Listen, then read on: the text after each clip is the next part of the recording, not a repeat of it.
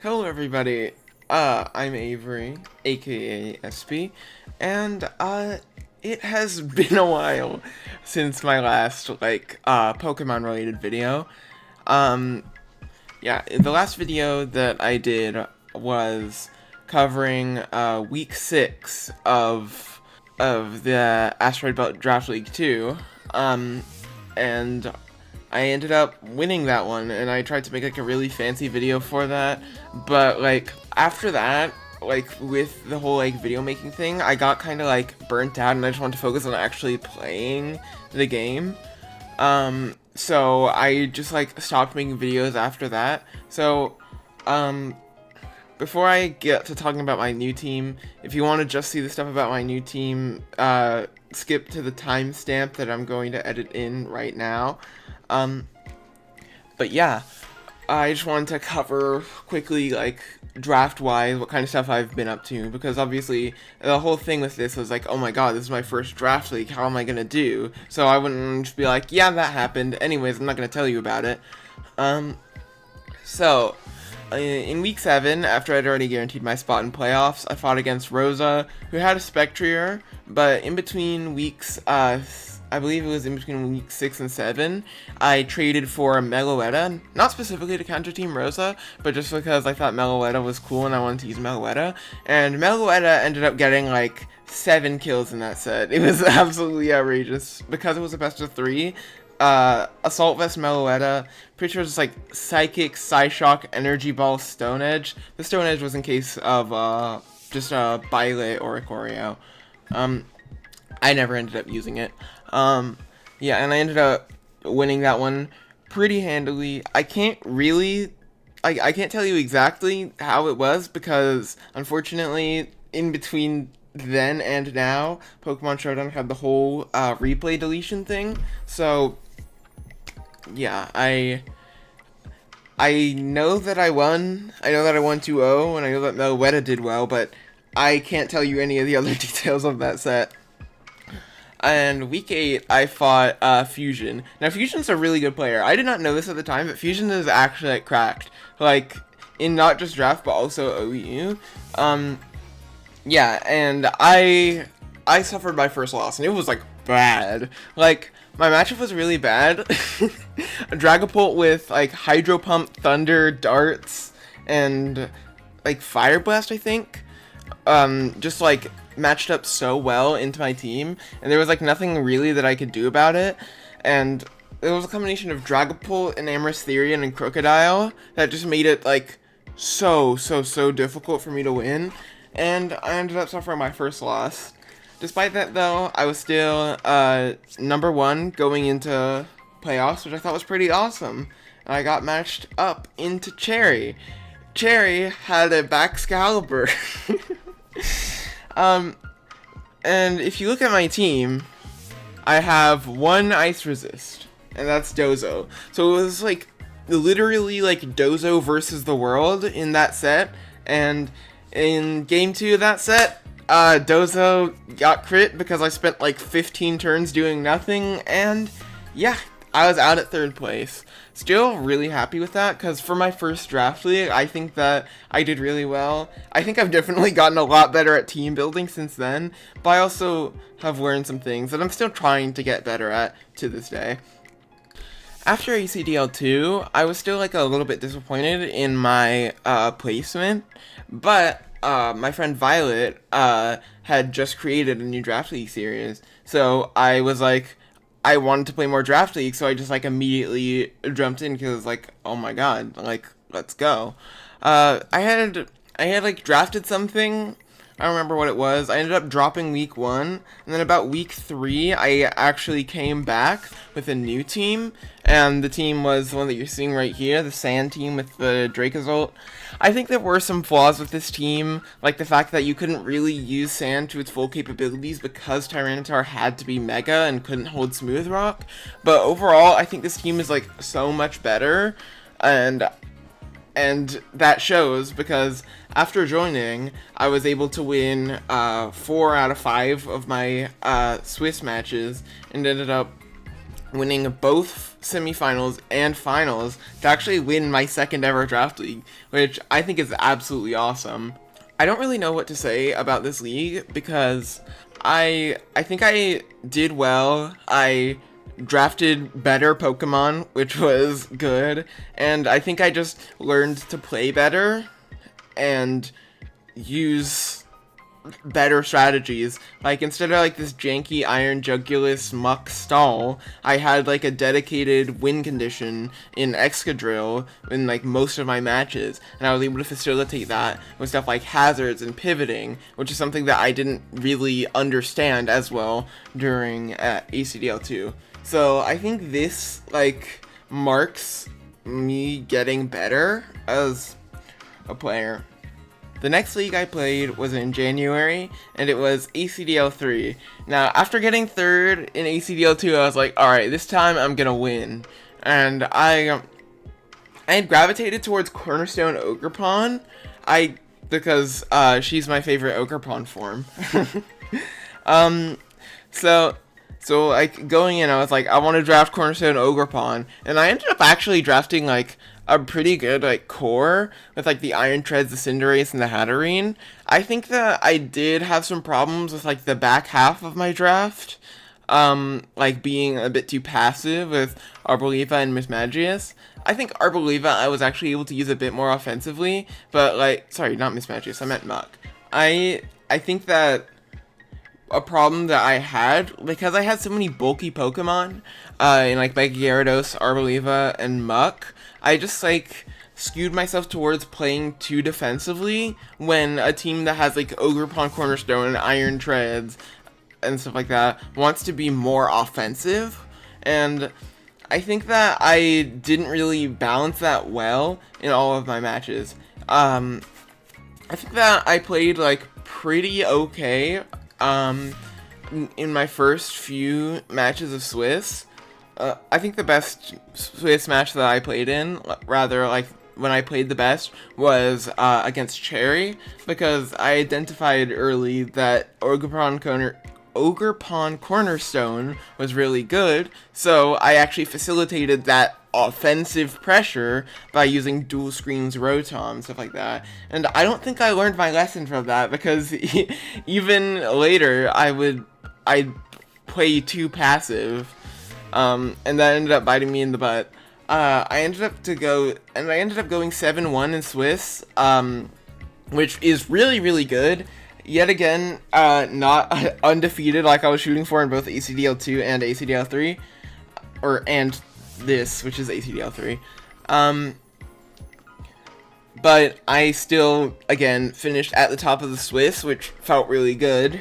And going into playoffs, it was a rematch against my Week 7 opponent, Blue Ninja, and she went crazy. Like, I had under prepped for Archeops, funny as that sounds, and I literally only won game 3 thanks to 68.7% roll in my favor, with Archeops' head smash not killing my Flygon.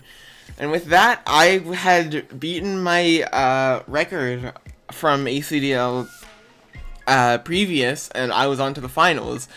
And I had made a team that was way too passive. I didn't have like any real win condition, and I ended up just flopping. And that was a pretty devastating loss. In hindsight, I definitely know what I could have done better. Not like specifically like, oh, I should have run this Pokemon, but like at the time I was like, I had all these Pokemon that were good, why did I do so poorly? But I think I didn't realize like how to properly team build against offense.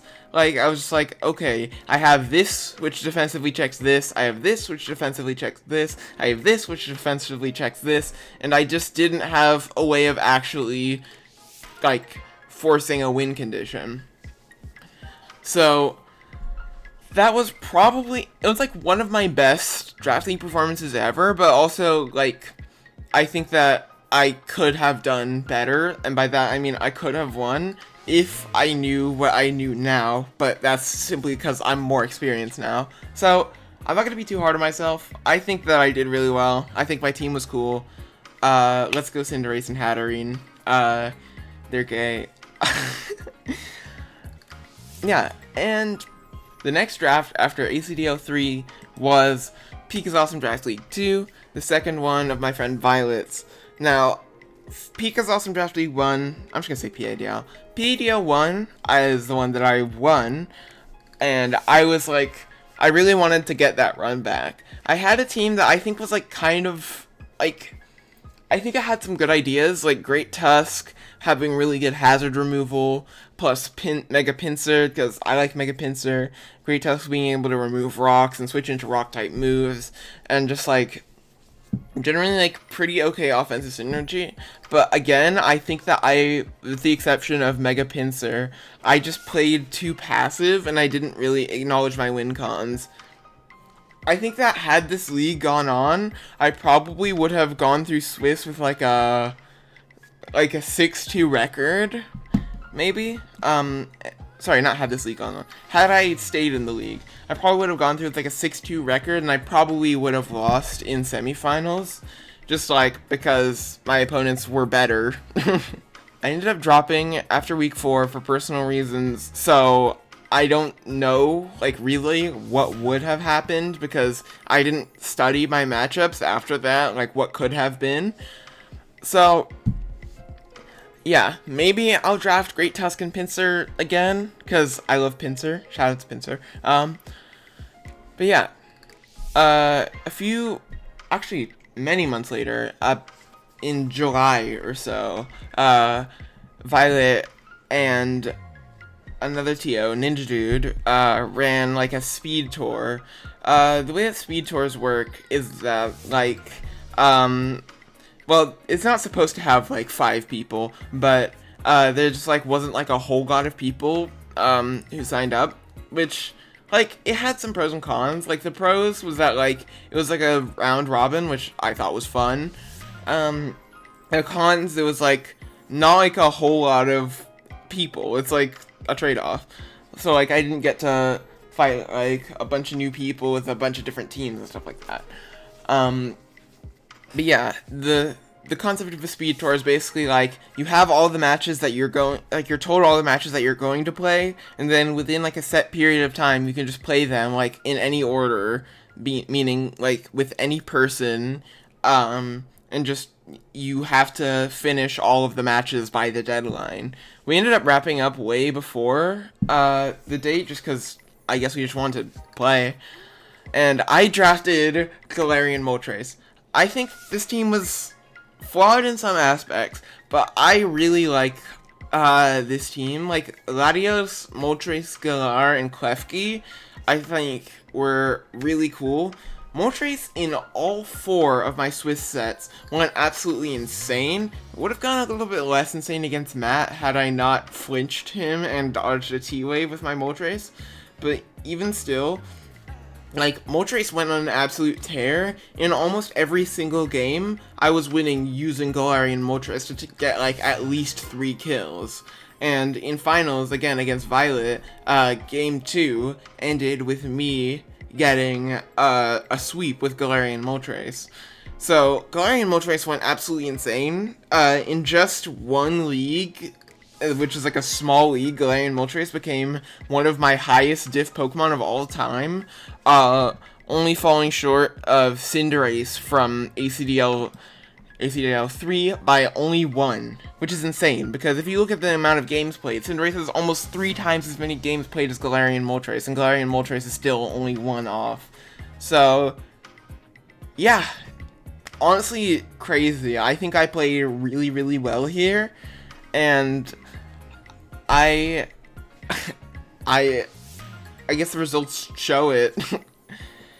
The one thing I regret about this team was Excadrill. I don't think my team had the right speed tiers to utilize Excadrill, so I was like, so many matchups where I'm like, God, I want a Steel type, but Excadrill is just too slow for this, and I didn't have like Sand or anything like that, because Klefki would rather be setting up screens for my Nuclear Bomb of a Galarian Moltres than set up Sand for Excadrill, which is a lot less consistent of a setup Pokemon in the matchups where I would rather be bringing Klefki. Because, like, I don't think I used Klefki to its fullest here. Like, I didn't do any Fairy Lock or Calm Mind shenanigans. That's probably just because of the types of matchups that I had. But Klefki, when I brought it to a matchup, it was mostly just dual screens plus disruption. And setting up Sandstorm just eats into a valuable move slot that I could use for Spikes or Steel Beam or Dazzling Gleam or Thunder Wave, for example. So I never really got to utilize Excadrill, which definitely was a weakness of this team. But again, Galarian Moltres is just so strong that I was able to compensate for that. And the last thing I have is my team for this draft league, Pika's Awesome Draft League 3, aka PADL3. And I am super excited about this team. I think it's really strong, and it has a lot of Pokemon that I think are really cool. About a month ago or so, I was like, I really want to draft Screamtail, because, like, I saw that Screamtail could do some cool stuff, and I just think that the mon is cute, so I'm like, what do I do with Screamtail? So I just, like, slowly started, like, piecing together, like, mons that I think could work well with Screamtail, and I kind of arrived on the core of Iron Hands, Tornadus Therian, Terrapagos Terrastal, and Screamtail, and I just, like, added more Pokemon onto that. Onto that core to just, like, hopefully try and bring it together. I don't, like, test my teams or anything like that, but, like, the theory behind this team is good, and I'm excited to give it a go. Like, I have mons like Iron Moth, which can beat down Steels, Shaman, which can provide additional Healing Wish, to help with, rejuvenating my two main, breakers, and then I have a few other, like, kind of half support, half offense mons in Blastoise and Rhydon. Bisharp can technically be support, but most of the time it's not going to be. But yeah, I'm really, really excited about this draft league. So yeah, I'll see y'all in a week for my week 1 video. Peace.